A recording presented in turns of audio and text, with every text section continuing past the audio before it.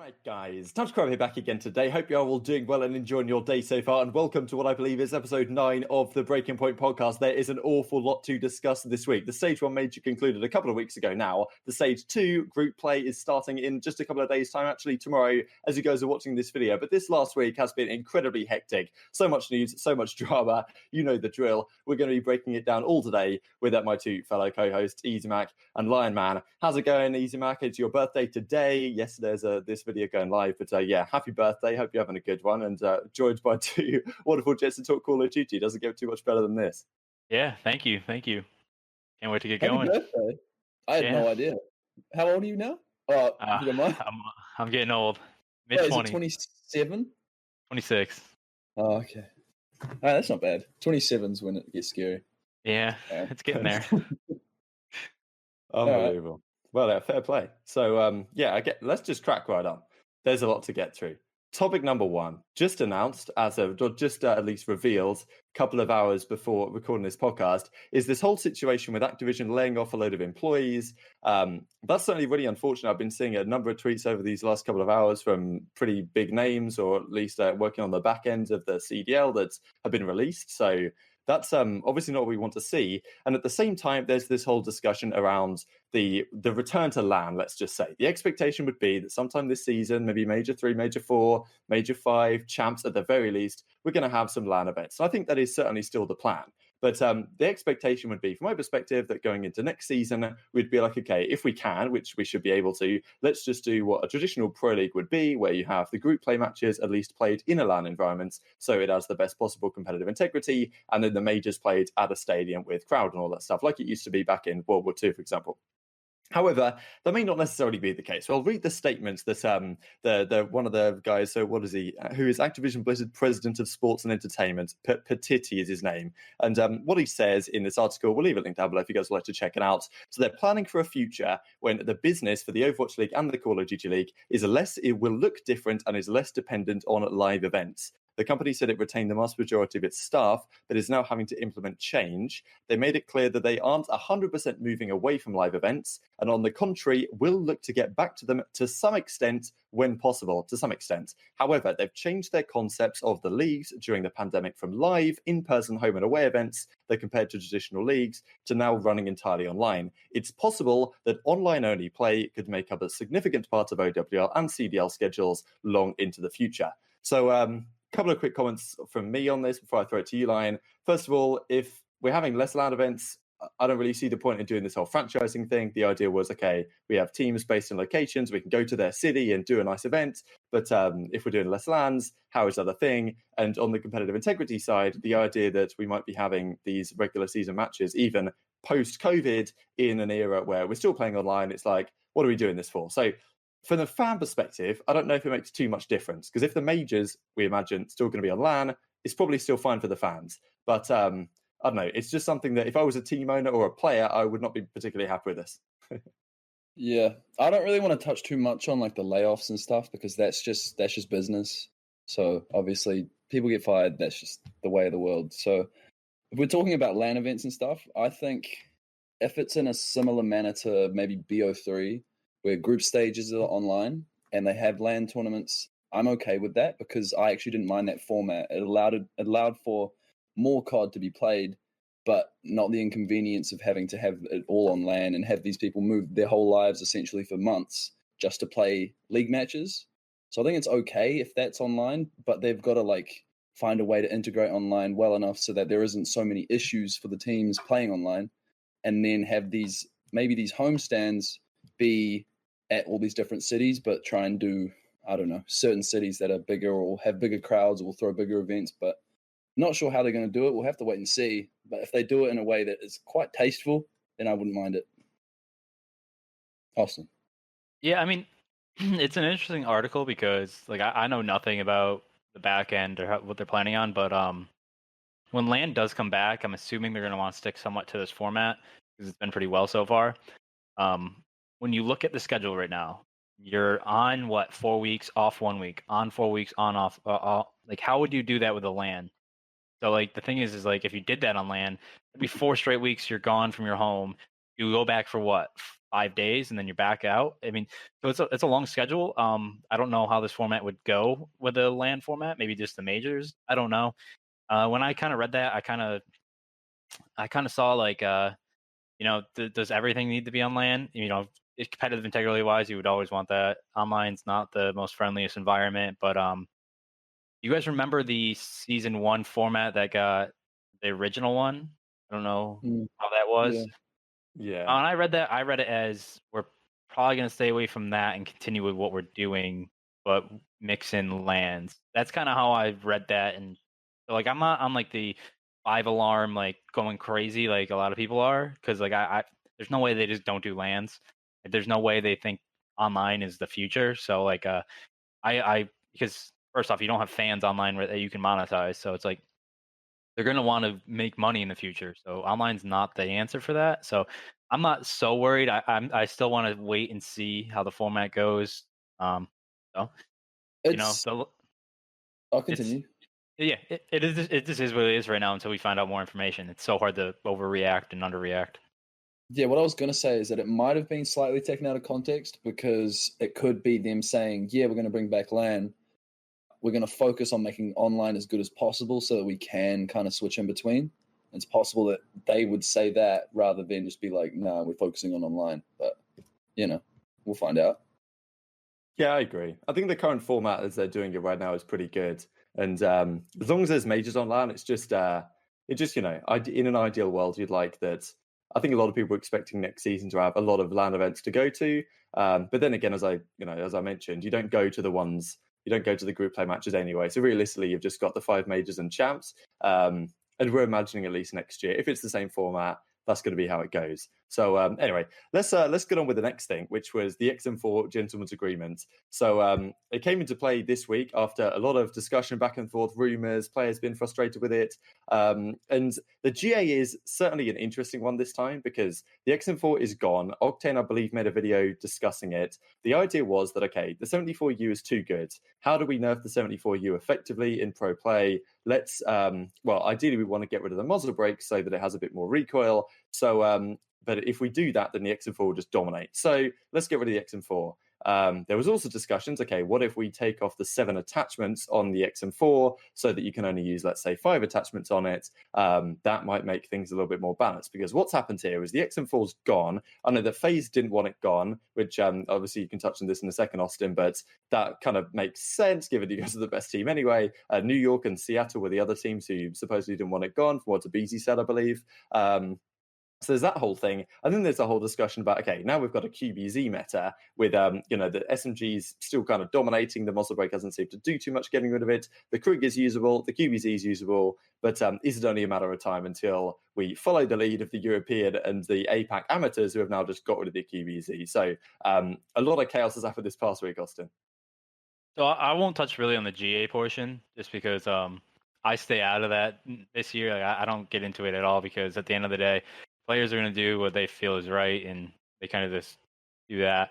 But I know like right now I saw Chicago touch on it. Like having a stable meta in Call of Duty, I mean, it's always so fluid. You see it now where like in EU, it went from like the XM4. They didn't like the QBZ after 2 days, so that went. So now they've seen 3 metas within like a week. So it's like really tough. So I think that's where maybe our vote. I don't even know what the votes technically were, but the XM4 was really, really good. It was kind of it allowed some players to be bailed out because it was so good. And also had 40 round mag, so you could just spray with it. So it was a tough gun, and to see it go it's just whatever. It goes to the next gun. The QBZ is definitely it's like the M4 but worse. So I guess I haven't talked to any of the Europeans or APAC players that GA'd it. I don't really understand that one. I get it might do too much, but it's definitely the worst version of the M4. And on 60 hertz, the Krieg is almost better. It's like 60 hertz Krieg hits pretty good. So I understand why the AMs would kind of do their own thing compared to the pros, but yeah, it's tough. Hopefully in the future, the meta stabilizes. I don't really know too much about any of the other things, but yeah, I mean, it just is what it is. No, XM4 is not horrible. Yeah, I don't really have an opinion on this because it just happened out of nowhere. It was just like the gun's gone, no one's using it anymore. Find a new gun to use, and it's like, well, okay. And so we'll see how it is when it comes up in the like this week in matches. But I don't even really know what classes people are using. Well, I know the guns, but like what are they running? And so I think if we did like a class setup video for all the new classes and stuff, or not video, but article or something, Yeah. that would be Keep your eyes dope. tuned to break a window, Yeah. GG. Exactly. But yeah, with GAs, I don't really want to comment on it because it is what it is. That's what happens. The meta changes. I don't really like how the players have such a big vote over what guns are being used rather than years gone by or like a few years ago. It was always what guns were the best. This gun got nerfed. This is now the best gun. Use that. But, maybe with preset classes, this will be negated, but we'll see. It's kind of screwed up the preset classes in some sense, though, because like the XM4 is still, I guess, in the preset. So eventually some of the presets have just been GA'd. I guess one of the more interesting discussions is which teams does this benefit and who does it hurt? Because I know that Dashi's been talking about it, and Austin, you touched on it just there, the idea that inferior assault rifles can get bailed out by the XM4 because it's so good. We've seen Dashi looking, of course, like OpTic stream their scrims, so you can actually see what's going on with OpTic. You don't know if there's someone else who's an absolute god with the QBZ that we haven't been able to see yet. But that is certainly the question mark. If the XM4's gone, so okay, supposedly no ARs are getting bailed out anymore. We're GAing it for reasons of increasing the skill gap, which okay, somewhat understandable until the worry would be that in time people realize the QBZ is actually really damn good, which it may well be. We'll have to see how things go. Happened with the AK, happened with the XM4. Will it happen again? Don't really know. But which teams do you think this benefits the most, Austin? Because certainly this meta now, it seems like, okay, we've got dedicated main assault rifle really on the Krig. Maybe we've got a few more 74Us on certain maps. So it was a question to me that, okay, why exactly did OpTic want to get rid of this, given that if you're OpTic, pretty much the last thing you want, in my opinion, is to have a 3 SMG meta, because I don't know, I'm not sure I'd trust Dashi on an SMG full time. We kind of saw that last year. It wasn't ideal. So that's why I was kind of confused about this decision from the OpTic guys, but it seems to be working out for them so far with the QBZ in play. I think whoever has strong flex players, like actual flex players who can flex onto an SMG or flex onto an AR, not just like the speedy AR. So the ones that can actual flex between two weapons are going to be the ones that do the best, because I think now we'll have 2 or 3 maps where you can pull out a third SMG to apply more pressure. So the teams that can adapt to that pressure and play at different speeds, those are the teams that are going to be really good and improving this meta. I think the teams that are a little bit slower, maybe have 2 ARs that are actual ARs, you might see them dip a little bit. Yeah, that's pretty much exactly what I was going to say. That makes sense for sure. Teams that have, it's pretty logical. Teams that have faster players that are going to suit the 3 SMG meta more, it's going to be better. If we're going to look at teams like Dallas, might be quite good if Illy's able to adapt to the SMG quite well, because he usually can adapt to guns most of the time. Obviously, FaZe are going to be good. The teams that are good now are still going to be good. It's not going to change too much. It's just like maybe we'll see a dark horse team that rises up a bit. But, we have to wait and see till we see the matches, honestly. But so maybe something that will change things a bit more is the map set changes. Because, as you say, Austin, on certain maps, we might be seeing 3 SMGs. On some of the more close-range hardpoints, for example, on a map like Apocalypse, you could potentially see it. And then there's also the discussion about these map set changes that, okay, let's say some team has some of their favourite maps are now gone. Maybe some of the team's least favourite maps are now gone. That's certainly going to have some pros and cons to these teams' veto selections going forward. So to break through or to break down exactly what's happened, Crossroads hardpoint is gone. The pros didn't like it really from the start. And even though they tried to change P4 a couple of different times, they put it down to ice. And if you guys have played it in League play, it's a bit of a mess. Probably for good reason, Crossroads is at the rotation. Even though initially I thought it was pretty fun, but the map is basically a square and the spawns are chaos. So understandable it's gone. Apocalypse is in for hardpoints. Now, this isn't a map I don't think I've played it for hardpoint yet. I played it a couple of times in pubs the last couple of days. Austin, you seem to really like it. From what I've seen, I think it plays really nicely, actually. I like the way it flows, the way the hardpoints work.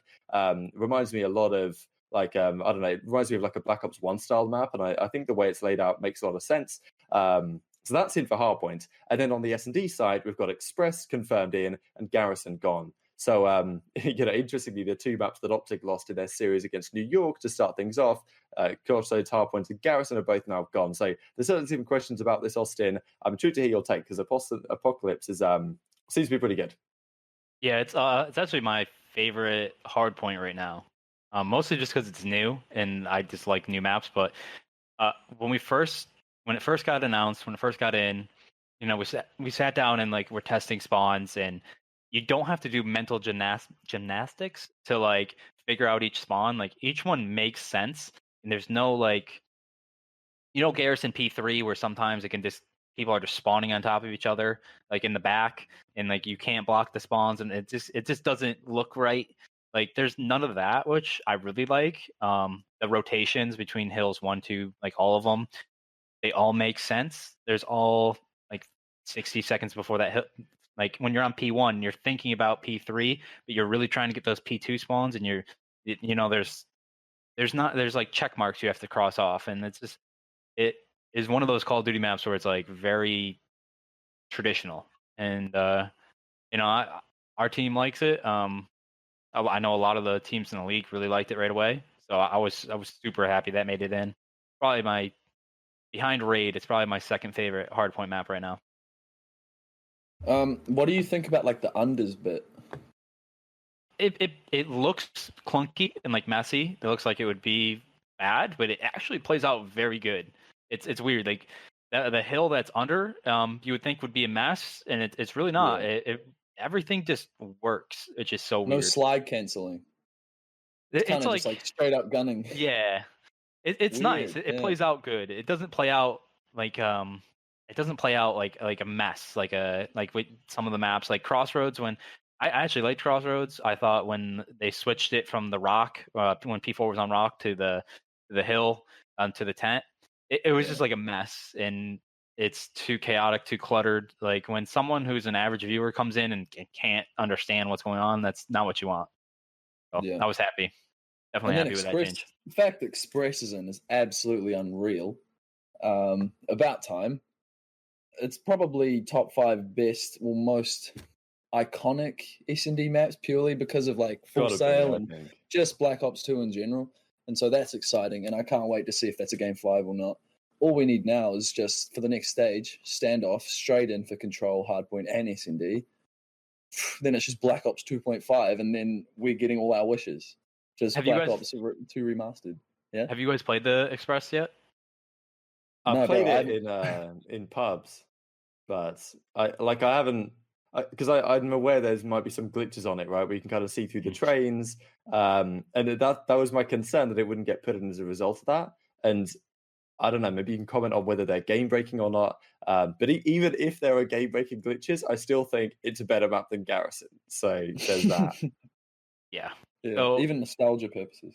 Yeah, my take is it does not play out like Black Ops 2, which is kind of unfortunate, because like when it comes in, you're like, oh, Express, it's gonna be amazing, and it's not the same, because obviously there was no sliding back then, and the audio is a lot different. So the audio right now is, you can just hear everything, every mantle, because your guy just grunts as if he's like a tennis player. So you hear everything. You can see through a couple things. There's going to be some funky wall bangs. It's obviously still better. I think Garrison was better than Checkmate. Yeah. Personally, I think Checkmate's really boring, as it's like on offense, you just take plane control and try to push your way up. There's only one bomb site used.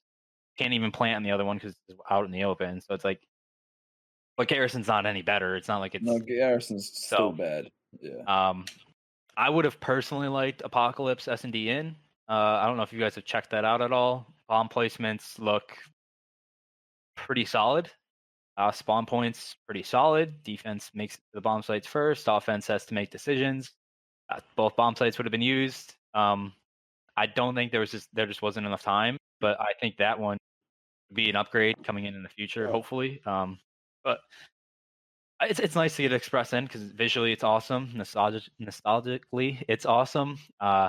maybe with a couple tweaks here or there, it could be a really elite SnD map, but it will be good. But again, it's like behind Raid. That's like a common theme. It's behind Raid for me in the map pool. It should still be good though. Yeah, I just want to comment on how good Raid is. Like, just real quick appreciation. How is it still so... I know we probably did this last week, but how is it still so freaking good? Like, for every mode and every way. Like, it wasn't even the best SnD map in Black Ops 2, and now it's just like the best It's not the best now. It doesn't... I don't know. The Rage Fanboy podcast back with episode 9. It's so good.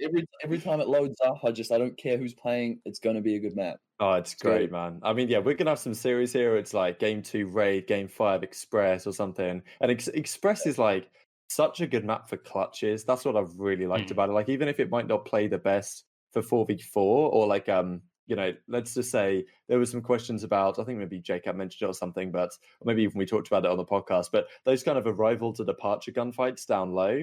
Like back in the day, you couldn't chow that with an MSMC, but now you can just map someone with the 74U. So those engagements are definitely going to play different than they used to. So maybe it does play a little bit funky, but the clutches on that map are just so good. Like the way it works out with the train and they're building around the A-bomb and everything. And obviously Soundtoy might be a bit of a problem, but I don't know. I'm just really excited to see a game, you know, Game 5, Round 11, 1v1 on that map, because that's going to be some top tier stuff. And you know, as we say, a lot better than Checkmate, right? So that's, to me, massive step in the right direction here. Really happy that we've seen a couple of map set changes. As you say, we've only really had a week and a half, 10 days or something since the end of Stage 1, which is, I mean, it's probably a gap that makes sense. But as you say, it might not be quite enough time to trial some of these maps. And pretty much that this map set is going to be set for Stage 2 with a mansion. Wanted to touch quickly on Control then, because as we say, Raid Fanboy Club back again with Raid Control being spectacular, in my opinion at least. But then we've got Garrison and Checkmate, both of which are pretty questionable to me. Now, Garrison isn't, I don't know, it's tough to say exactly which one is worse, because we've seen quite a few offensive wins on both of the maps. I know that FaZe are particularly good at getting offensive wins on Garrison compared to some other teams I've seen. Checkmate seems to be pretty hard no matter what you do. So to me, I would have kind of liked one of those maps to have been gone. Probably Checkmate Control. It's a bit of a tragedy. At least Garrison is pretty, I don't know, this is kind of a stupid opinion, but I was going to say at least Garrison's kind of quick. Like some of the defense rounds are like snappy. They just get them off the map and like we're done with the map and on to the next. Whereas often Checkmate, like it drags on forever and the defense wins round 5 anyway. So yeah, intriguing your thoughts, Lion. Like which one would you got rid of? And like Apocalypse Control, I mean, Express Control, I think was tried, but maybe didn't work very well. Standoff, of course, ideally. I think, so it was definitely Checkmate Control that was worse. But I will admit there were some maps where you expected it to just be everyone winning defenses, and then a team would come out round 5 and win an offense and win the map, and it was actually quite exciting. But that only happened like very rarely. But when it did, I actually did kind of enjoy Checkmate Control. But like 9 times out of 10, Checkmate Control sucks, and that's just a fact. And then Garrison, I would say maybe 60% of the time it's bad. But you could actually get some like close matches on Garrison. Sometimes it's entertaining. Players kind of playing too much for their lives on both those maps to try and get that last round defense, which is weird. It's not something we really want to see, and it's not something we saw back in Black Ops 4 much either. So it's kind of making the game mode a little bit boring or stale across certain rounds. But if I was going to replace that map, I think we'll just have to wait and see if Standoff, if they bring it in, and see how it goes. Because honestly, having that map back in general will just be amazing. And I think if it does work well for Control, and if they can optimize it, I'd actually be very happy with that. What do you reckon, Austin? Yeah, my thing with the map pool for Control was, what do you bring in?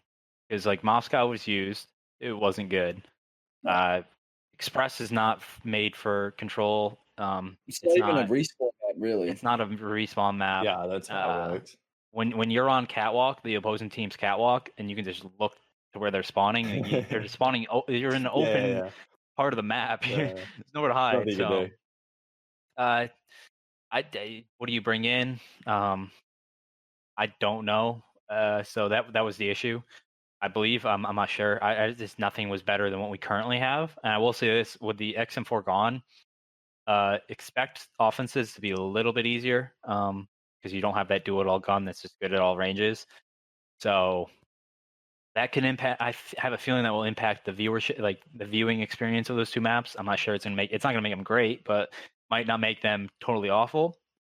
My bone in the pick really comes with what you said there. With round 5 is based off of kills, and I think that just destroys control right now.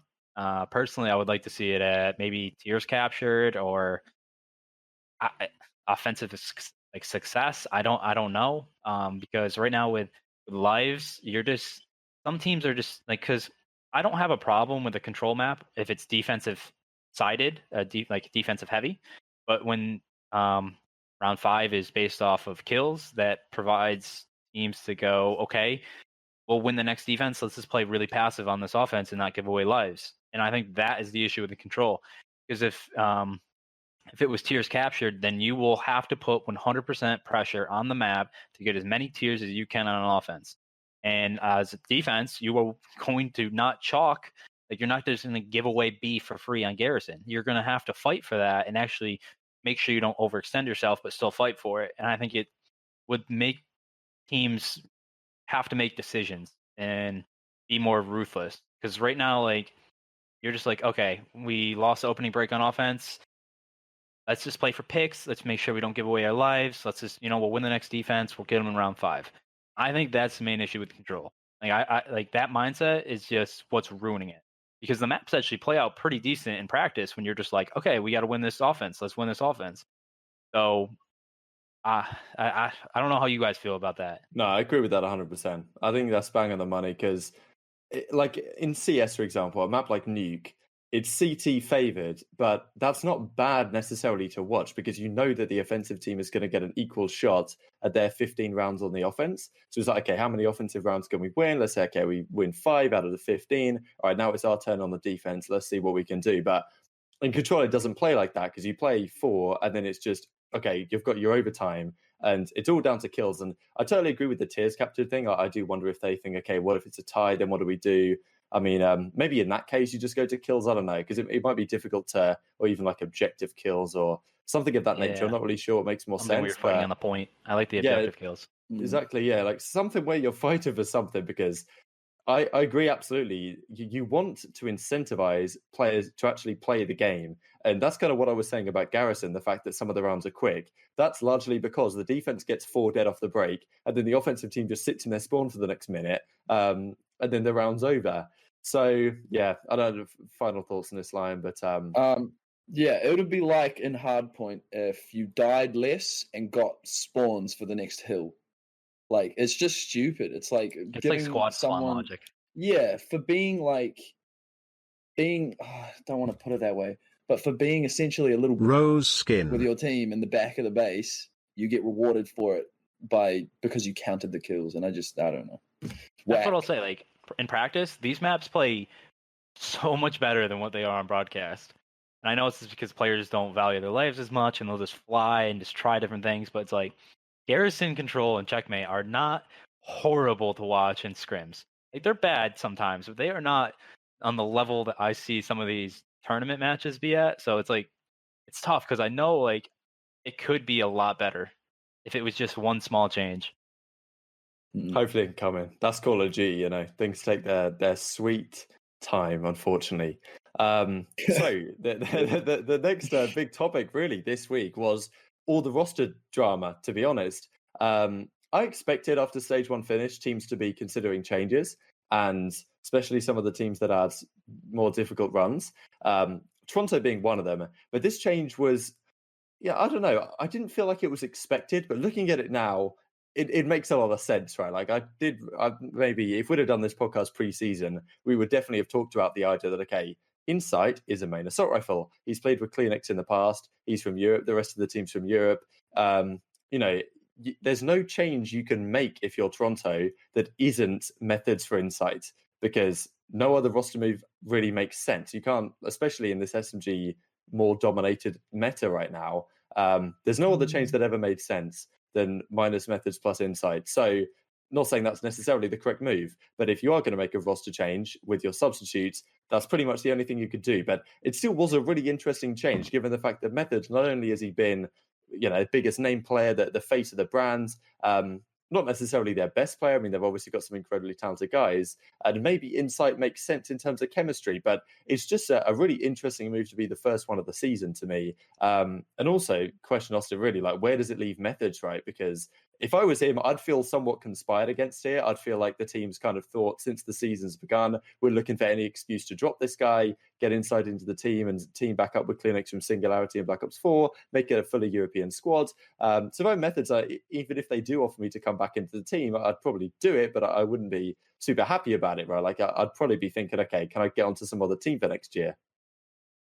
Oh yeah, I agree. Like, if he wasn't their long-term solution going into the year, like, I feel bad for him because I'm not the biggest Zinni supporter. I don't, but I thought he was actually a lot better than what people are saying.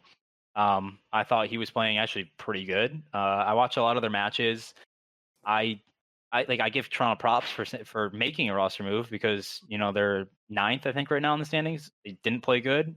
Make a roster move. Like, go ahead and try out new things. You have 5 stages. Do it now. Get it over with, right? But I don't see how this move helps them because Insight's been around for a while. I asked a couple players about more of his play style over in Europe. It's really slow. It's just like Zinni's. I believe it's on the same level of like movement wise. So this isn't speeding up your team, I guess. I don't know. This wasn't the move I would have made, I guess, but it doesn't mean anything. But I guess chemistry wise, now you have a full European team. I guess that's a plus, but I don't. Does that automatically make the chemistry better? I don't know. I didn't even don't think about that. I don't Sorry, think I didn't that. realize. Yeah. Sorry, I don't I think thought this you were done improves the speaking. team drastically to where they're now beating teams ahead of them. I don't know how you guys feel. Yeah. Sorry, I cut you off literally 4 times in a row. Yeah, I had no idea they were a full European team now. That's actually quite astonishing. That Toronto, the Canadian team, is full European. Kind of weird. If I was going to think about the change, I think you're right. Insight, it must have been like an inter-team thing where they felt like he would be the better option because performance-wise, there was no real reason to drop Methods.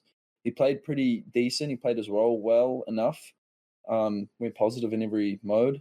There was no outstanding reason for him to be dropped, so it must have been inter-team. They wanted more chemistry. They wanted a different look. They wanted to see if the different type of AR player, even though he's similar, as you say, can actually make a difference because there isn't really many other changes that can be made. So, I think they're just testing things out, seeing how it goes. If it doesn't work at stage 2, is Zinni still in that Toronto picture, or is he completely dropped from the org? So it's kind of tough.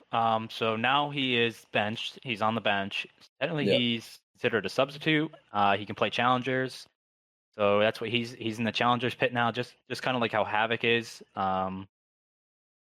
He is still looking for a team. Last time I checked, I'm not 100% sure.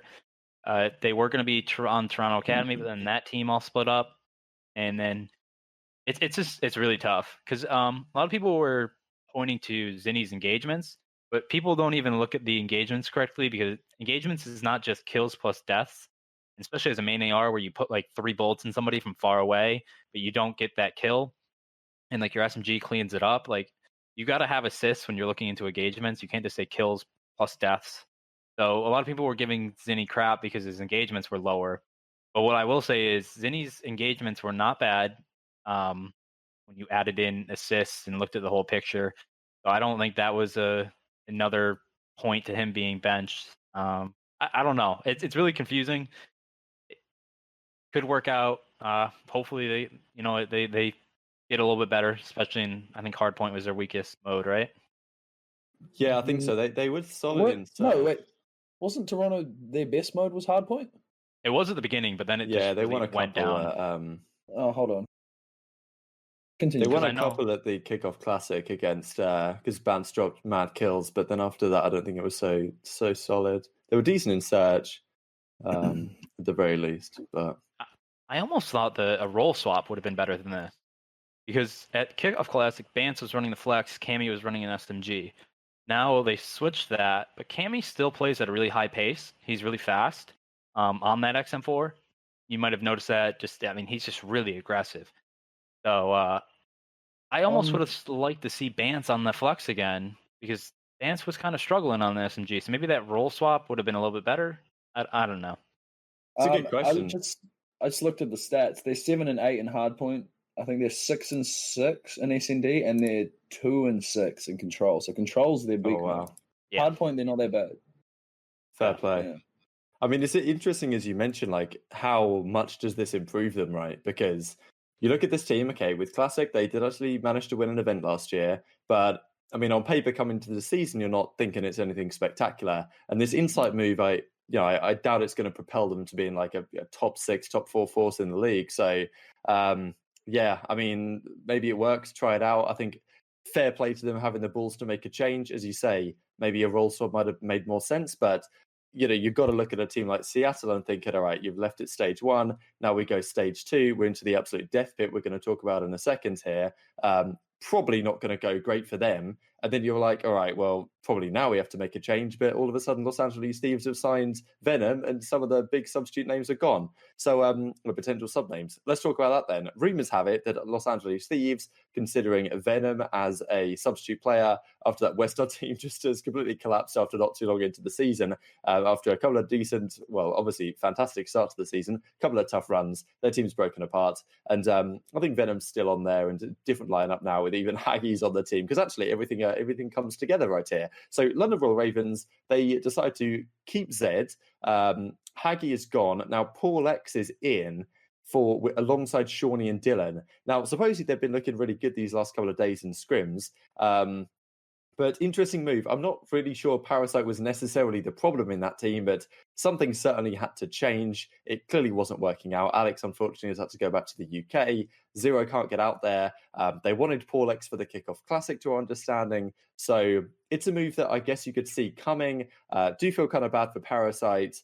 Is this like an absolute game changer? Probably not, because to me, it's the inconsistency of the SMGs that have really been costing London Austin. I'm not really sure this PaulEhx move changes that, even if he is frying. Yeah, I mean, when you look at this London team, you're spot on. I think more of the SMGs is what they just need to find a way to be consistent. And now with Alex going back to EU, makes it way harder. I don't think Zed is a drastic improvement over Alex. I really do like Zed, though, as like an entry SMG that can take some of the pressure off of Dylan. I do like that. But you bring in Paul, I just don't know how much better it makes this team. Which is kind of like a harsh reality for some of these teams. Is like, what are the big free agent pickups you can make right now that just drastically improves your team, bounces you from the bottom to the mid to the top tiers? And it's kind of tough. I'm kind of shocked that teams aren't just picking up subs of these top amateurs, because by now you know who is good and you know who's playing like very well. So I'm kind of surprised more of these top players aren't getting snagged. I would have liked to see London. I mean, obviously they have Afro and Trey. They would plug right into this lineup. Absolutely great. Like if you had like Dylan, Afro, either Paul or Trey, and then Shawnee, or any one of those 3 ARs in those 2 slots, great team. I think that would drastically improve this team, but it's tough. It's really tough. How do you feel about it, Lion, with Paul coming in and just that 1-for-1 change from the major? I agree. I think there's only ever been one case when a player has come in and it's completely changed that team, and that would be Simp onto E United in BO4. That's the one time I can remember one player drastically changing a team, and that's like the best player in the last 3 years.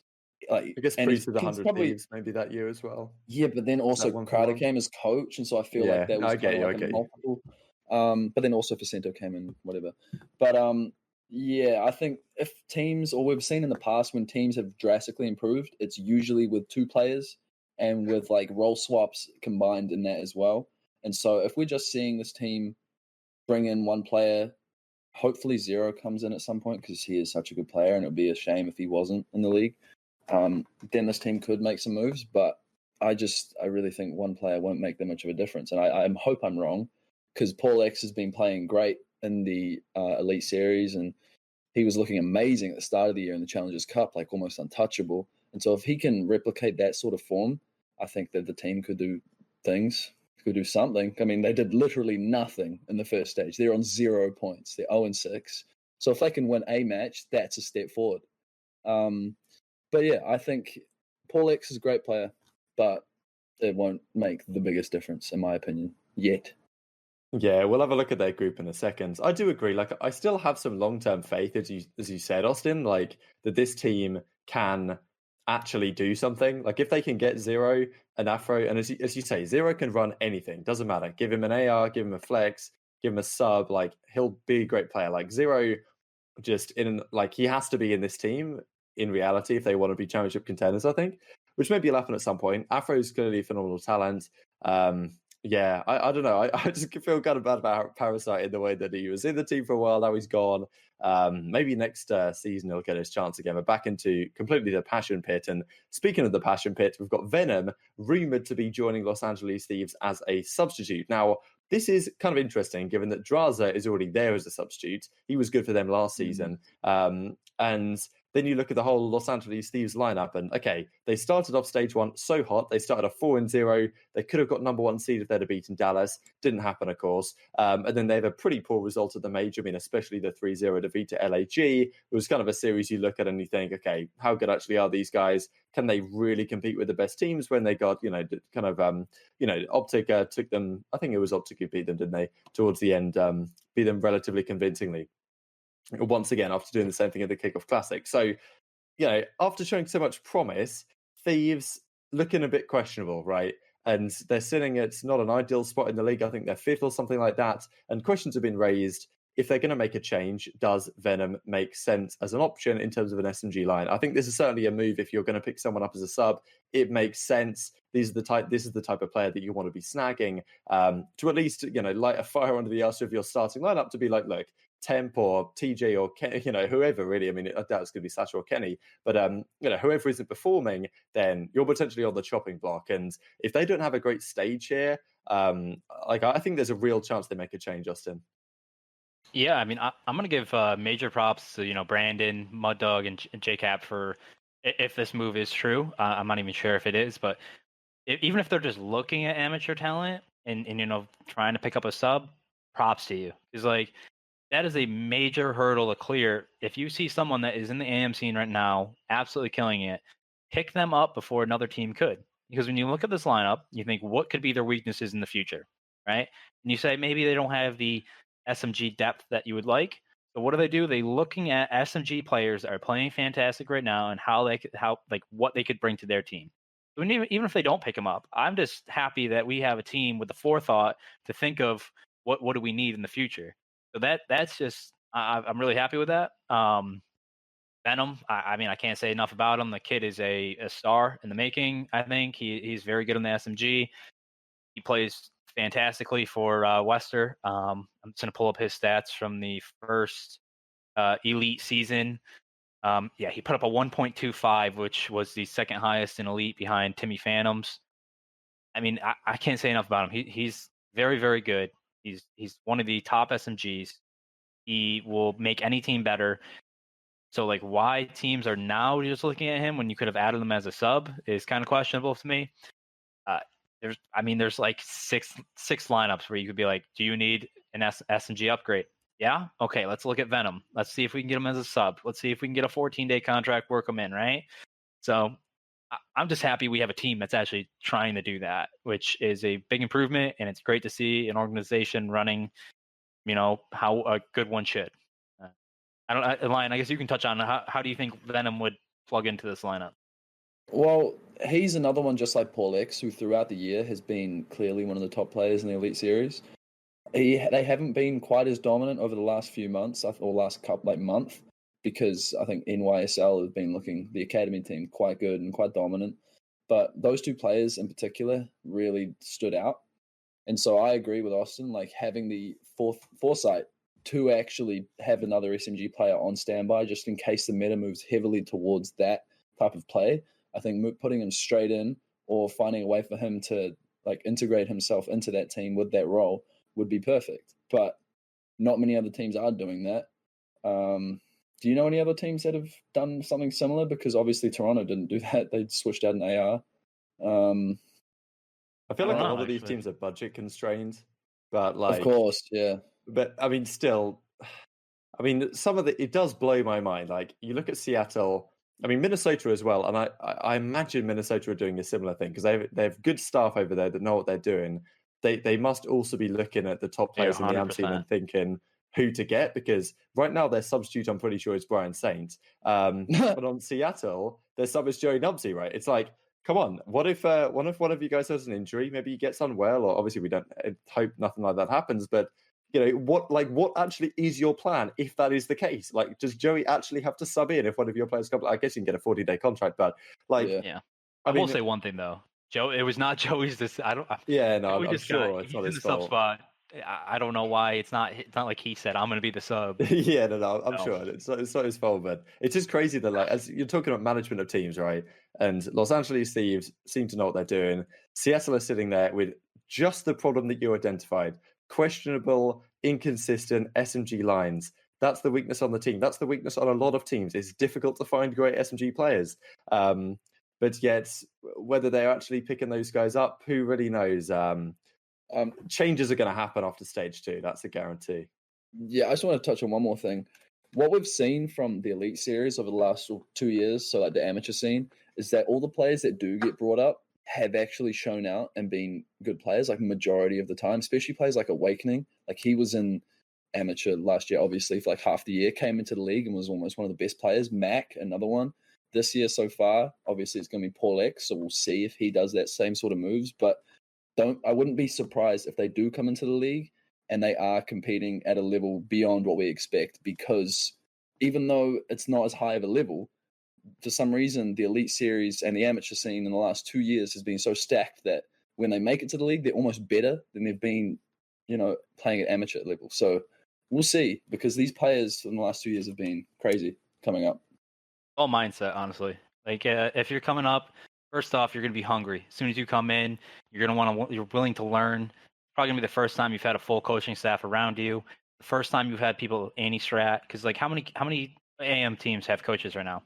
Like I know Phoenix. I know Triumph has a good guy. I can't think of his name off the top of my head. Derail's over in Europe. There's a bunch of them in Europe. But a lot of these guys are coming up. First off, they've never been anti-stratted before. So, I know Illy, Ray said Illy had that same problem as when he was playing SnD by himself. He can just do the same things over and over again. When he came in, he was getting anti-stratted. So you come in, you're willing to learn, you want to grind. Some of these guys, they're down right now. And like some people are they're worn out sometimes. They don't have the high energy. These AM kids come in and they just want to work. And like that's what you need to get to the next level. So I'm all for if you need a flex, if this guy Fellow is playing phenomenally, there's guys like Timmy and Glowfrosty and Gravity. First off, Gravity's been like a top AR in the AMC now for how many years?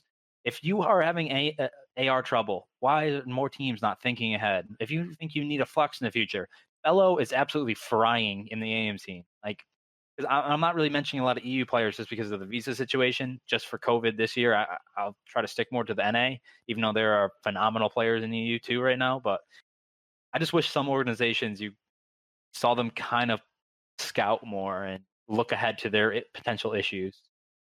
Yeah, it's something we've got to see. I think Fellow's a substitute for Dallas technically, so don't think he's an option for teams. But I completely agree. Yeah, I mean that's also an option, right? Like there's so many opportunities that just don't seem to be being leveraged right now. And yeah, I'm just concerned for some of these teams, to be honest, going forwards, because there's a lot of talent out there. And also I think that some of the pros get complacent, right? Like if you've been in the league for a while, if you don't have someone on your bench who's like gunning for your spot, then how much are you going to put 100% into practice, right? And if you want to be the best team in the game, that's something you need to inspire. You need to ensure the incentives are in place for your team to be the best. That at least is my take. So let's talk about the group selection. So it went through pretty interesting groups. We'll just run through the groups real quick, give a kind of group of death thoughts initially, and then we'll run through some of the key matches and predictions for the week. So these are the groups for stage 2. Group A is FaZe, Los Angeles Thieves, New York Subliners, Toronto Ultra, Los Angeles Grillers, and the Royal Ravens. So, I mean, first of all, that's pretty interesting. I think that at least in this one, there's a clear-cut number one in FaZe, and honestly, apart from that, it's pretty tough to call. But Group B, I would argue, is even harder to call. We've got Dallas Empire, we've got OpTic Chicago. Already, that's a banger in the making. Then we've got the Mutineers. If they can touch up some of their search and destroy and actually not keep losing 4v3s, then all of a sudden they're a scary team, and we expect them to be so. Then you've got Paris Legion, certainly an underdog force, the team that's had the closest match with FaZe this season, really. Then you've got the Minnesota Rocket chucked in there as well. Difficult stage one for them, but certainly so much potential. And then poor old Seattle are just chucked into this lineup as well. So tough groups, all things considered. Thoughts, Lion, on which you think is more competitive, which one you're keeping your eyes on a little bit more? At first, I thought Group A, just like looking at it. But now the more I think about it, Group B is probably the tougher group because Paris Legion have been looking surprisingly good. Like, they started off the year pretty slow, and then as the stage went on, they started getting stronger and stronger and stronger. And I think they've moved Maddie to the flex, and they've swapped. I think is Fire on the SMG now. Mm-hmm. Yeah, and Yeah. so we'll see how that goes, and it might actually favor them as well with the SMG meta. We'll see how Fire does.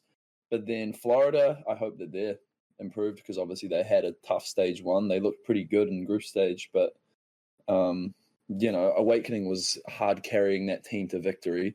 Man had 22-5 first bloods or something, like 22-4, 5 against, something ridiculous.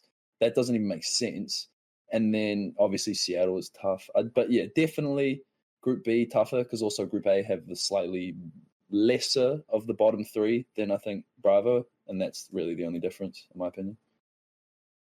Yeah, I mean, I obviously think Group B I think is harder just because I see the potential in Florida and Minnesota. And I think our own Dabs, round 11, put out a picture of hardpoint results, like win-loss, without Crossroads in. And Paris was number one. Wow. I think Paris was 6-2 or 6-3. So looking at these, it's kind of hard to look at stage one and put it into perspective because you obviously have two maps coming in. You have a whole new meta coming in. So you also have to look at who has the strong flexes and who's the meta is going to hurt. So it's really tough. I think A has a lot of potential. I think the battle for 3 and 4 is going to be really interesting to watch. I think it's going to be really close with a lot of teams. For Group B, I'm interested. I really want to see Dallas and Chicago for that 1-2. And again, like that third spot could be literally any of the other 4 teams. So it's going to be tough. It's going to be tough to predict this stage. Hopefully I can take that crown from you. Now that far out. Well, we'll see. I think I honestly think OpTic Chicago is going to be one of the teams that struggles slightly more with the meta change, just because of how dominant Dashy was with it as well. His slaying prowess with the XM4 was like possibly top 3 in the game, and so it might hurt them more than others. And I just wanted to get that out there because that would be a dope prediction if I'm right. That's interesting. Yeah, I mean, I don't know. Like I've been seeing him going off with the QBZ, so. It's tough to say, but I mean, it is still Dashy at the end of the day. They also look pretty good on Apocalypse, and there's no more Crossroads, so I think they'll probably be okay. That was the worst map, right? Crossroads I'm pretty sure technically, Garrison might be. Actually, that's a good point. Garrison might be the worst. They should definitely veto that now. I think if I was OpTic, I'd be vetoing Gary. Either way, they got one of their 2 weakest out. Yeah, can't be bad. So I mean, Garrison was the weakest. 1 and 3. Yeah. Okay, cool. I mean, Garrett, Group B is so hard to call that. I mean, I guess we're going to say Chicago Empire, number 1, number 2. Last time it was a game 5 round 11, so that's tough. And then out of the other teams, it's super tough to say. I'm interested to hear your opinions on how Group A goes because, this, I think, predicting 3rd, 4th, who gets into winners is actually pretty tough here. FaZe number 1, I think. I mean, if you're not making that prediction, it's the only real prediction that you can make at the current time, even if things do change. But then we've got to consider, okay, who's 2, who's 3? Did Subliners overperform somewhat from their expected level in stage 1? Are Thieves actually that good? Is Toronto going to have some sort of honeymoon period? Then we've got Ravens apparently looking better in scrims, and LAG, who, despite not having Crossroads anymore, which is pretty good for them, still looking pretty fundamentally sound and did 3-0 LA Thieves at the major and came top 6. So there's actually a lot going on in Group A. It might not be as competitive, but I think in a sense it might be somewhat harder to call between 2 to 4, for example. So I think I don't know. I feel like there's going to be an upset here. I don't think it's going to be Thieves and Subliners making it. I think one of those teams will, and I'm not even sure which one. And then I'm not even sure which other team gets in there. To be honest, Austin. It's like the pool of roster changes because London already had one, Toronto already had one, New York have Hydra on the bench, LAT's already been rumored, and then us and LAG. So, I mean, obviously, I'm going to put us at 1. I do think if LA can improve or makes the changes and improves, I think there'll be 2. Which I LA? like the Thieves. I Okay. do like New York a lot, but I also think they might have overperformed just a tad. I also think the meta change will hurt them a lot. So I can see Toronto coming in at 3. So I think it will be a battle between Toronto and New York. So it's tough because I do think LAG got hurt a lot by this map pool change. So it's definitely going to be tough between Toronto and New York for that 3 and 4 spot. Yeah, in my opinion, I do think New York were the most surprising team of Stage 1 because going into the year, I expected them to probably be bottom 4-ish, and then all the roster changes happened, visa issues, stuff like that. I thought they were going to be even worse than bottom 4, maybe bottom 2. And then they come in, look pretty bad at the start, and then they completely dominate a bunch of series and then knock out OpTic, then they look amazing. So we never really know where they're going to be. They're one of those teams where they can be completely cold, they can come out hot and just 3-0 anyone. So that's the one thing I love about that team is that they give the league somewhat more of an unpredictability because they can just suddenly be the best team in the game. And so, like, that's enjoyable for Group A because they're probably a team that out of any of them can lose to London but could also beat Atlanta. So it's like we never really know what's going to happen. So I think they're probably going to be in that 2-3 spot. Atlanta should be 1. Thieves, I think, are going to be in that 2-3 as well. I actually think that this group is more straightforward than Group B, in all honesty, because Group B, anyone in the top 5 can probably get into that number 2 spot. So, Interesting. That's probably fair enough. I mean, there's so many different lenses you can look at these groups through. I think that's a great point about the subliners. Like, you just never know what they're going to get. And I agree with your point. The fact that they can just get hot at any moment, and just 3-0 someone like in half an hour, it does make me think that they're probably going to find their way to win enough series to get top 3 here. But I don't know. It's really interesting regardless. Let's talk about some predictions for the matches then before we finish off the episode. I'll kind of run through some of the key ones. You guys can point it out. You'll bring it up on screen. But I mean, starting off, we might as well start with FaZe Subliners. That's the first match of the week for Stage 1, the first group play match in Group A. And I mean, pretty good match, to be honest, to start things off with. You never really know, as you just said, Lion, what you're going to get out of the Subliners. If they come out good here, like, you can see this going either way. I think the FaZe will get the job done. I'm sure Austin thinks the same way. But, I mean, it's a decent match to start us off with, at least. Yeah, I am actually really excited for this weekend because I feel like we have the 2 of the stronger opponents first, and I think we play LAT third. So we get the hard matches right away. I'm really excited because I want to see some new maps in there. Maybe I really want to see our hard point versus them because I think they are kind of like the gatekeepers of the top level hard point. So if we're playing respawns well against them, I'm going to be really excited for how we're doing for the rest of the stage. Yeah, I agree. I think FaZe should win the series. It's pretty obvious. They've lost the series all year other than the Kickoff Classic. We'll have to see how Subliners have adapted to the meta change. They seem like one of the teams that will get impacted more, kind of like OpTic, because Clay has been so dominant with the XM4, DiamondCon as well. So we'll see. But FaZe, because they have they have the best SMG duo in COD right now, I think this should favor them quite heavily. Are we continuing past New York? Should I go into Florida versus Seattle? This series should be pretty straightforward for Florida. But Seattle is another one of those teams where they could suddenly be good because of the players that they have on their roster. They haven't really showed that this year so far. But if we're talking about Florida, if Awakening plays at the same level as usual, if he can adapt to the no XM4 meta as well, I think that they should also be still in that question for like top 6-ish. So what do you reckon, Austin? or Rab. Yeah, I see a lot of potential in Florida. I feel like they're only going to grow. I feel like Neptune's kind of going on the same track as Shotzi last season, where it takes a little bit to learn the finer details. Because if you guys remember, he only had 3 cups in AM, and that's really not a lot of experience. So I feel like as the stages progress, he's going to get a lot better, which in turn is going to make this team a lot better. But we need to see a lot more from Skies in this matchup. Skies versus Octane. Both guys who haven't been putting up the flashiest numbers so far, but how can Caesar, keep improving? Because, his play is really what has dictated whether Florida's looked really good or really bad. So another one of those matchups for him. Yeah, I agree for sure in that sense. I mean, then on Friday, we've got LA Thieves Ultra, then Paris versus Rocker. I mean, a couple of interesting series here. This is the one that I feel like if Thieves lose this to Ultra, as they may well do, like it's not, I mean, it would be an upset, but I wouldn't say it's out of the question.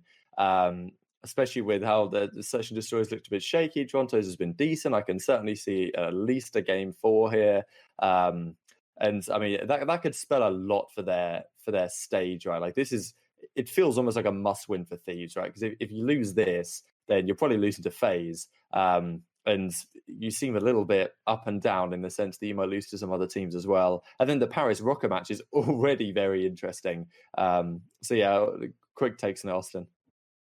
I see 2 upsets maybe. Toronto, I would definitely categorize that as an upset, especially coming off a roster change. I can see them performing pretty well. I think this meta will also help them if it's 3 SMGs at sometimes. I feel like Cammy can perform well. Whereas, who would be the third SMG for LA? I think it would be Kenny. Oh no, it would be Kenny. I think Kenny's been using it, right? I think Kenny's been using the sub and Temp's been on the He's a flex as well. Yeah. No, Temp was on the I think they changed it now. Like, I think Kenny's been running the sub. Can we talk about that team though with the meta? Because that team is one of the better teams set up for 3 SMGs by far. When you think about I think they get hurt. No, but because Kenny is kind of, you never really know if he's going to perform on like certain guns. Because you remember the last 2 seasons, he hasn't loved the SMG. Yeah, but it's this. Think about this SMG. Yeah, I was going to say that it's basically the PPSH. Yeah. I don't know. It's tough to say. I'm intrigued to see. This is the first time we're going to really see him with it. So yeah, but they're one of the only teams that have 3 established that have been SMGs in the past in one team.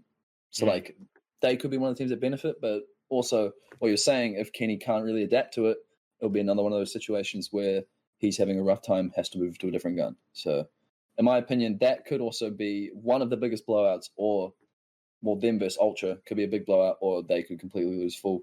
So, make or break matchup, definitely.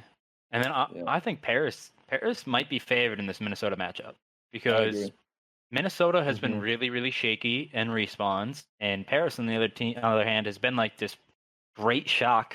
I've actually loved it so far. They've come in and looked really solid on respawns. Obviously, their S&D is really bad, so if they win this, they have to do it in 4 maps. I think they have to take all of the respawns, which I think is doable. I really do. Do you guys get the same sense there? I suppose so. It's interesting about the game 5 because, I just remember the game 5 that Paris threw away to Mutineers.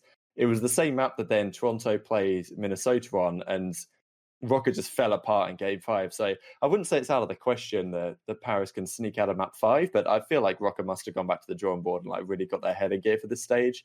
But as you say, I think Paris are probably favourites, to be honest, Lion.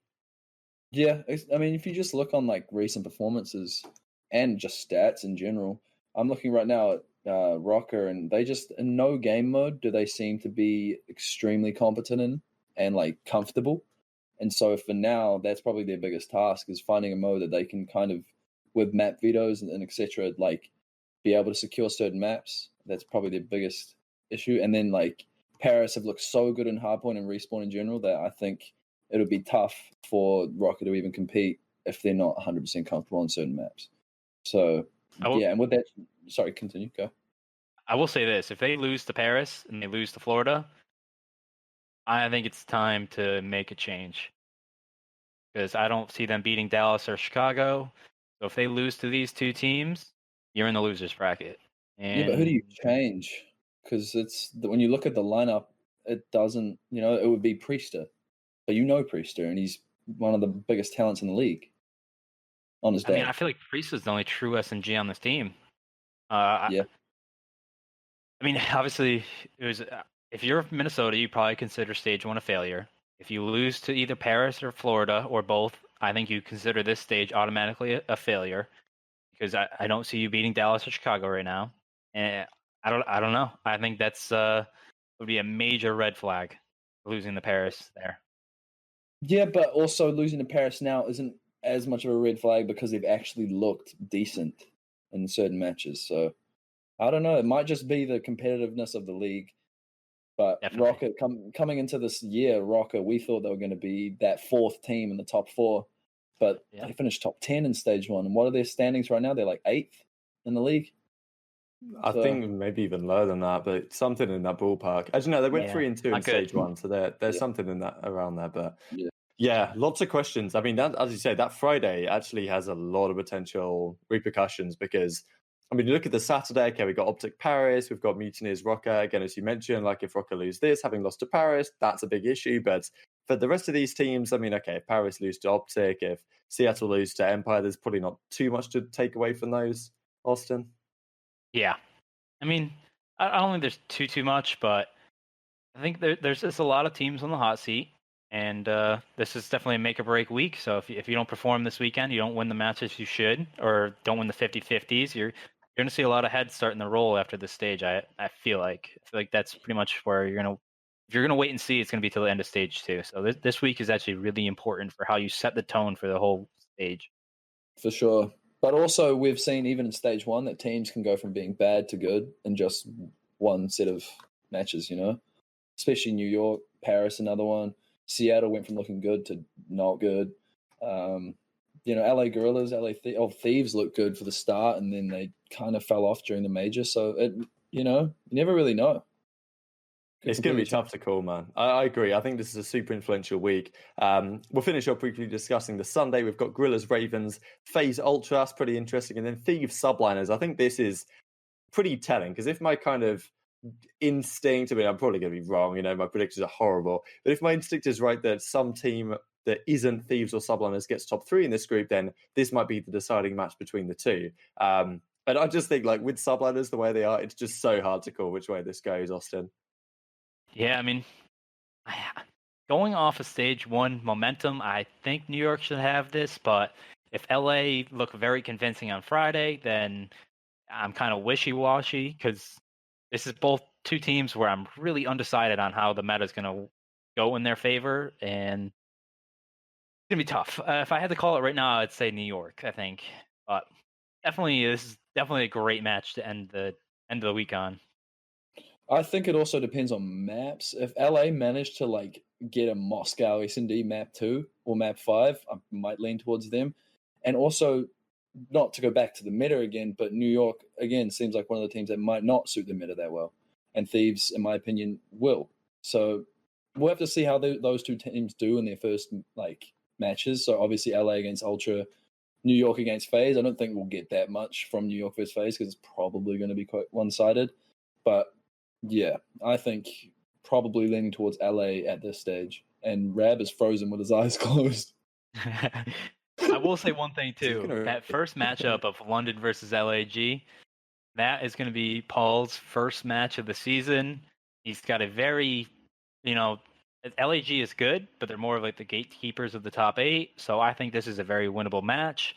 It's not that there's a lot of pressure, but you want to look good on your first match there, and this is really his chance to impress right out of the gate. Are we lagging really bad? I mean, I thought it was me, but maybe it's you. It was you at first, and then suddenly now it's Austin, and now it's me. Probably a great time to end then. Yeah. Anyway, thanks all for joining on Spotify, whatever platforms you happen to be listening on. Leave us a like, leave us a rating, all that good stuff. And we'll be back this time next week to discuss all the craziness that I'm sure has gone down here in this first week of Stage 2. So many storylines, so much to discuss. This season's been crazy so far, and I'm sure it will continue down that track. Thanks, fellas, for joining me once again. Thank you for watching as always, and we will see you next time.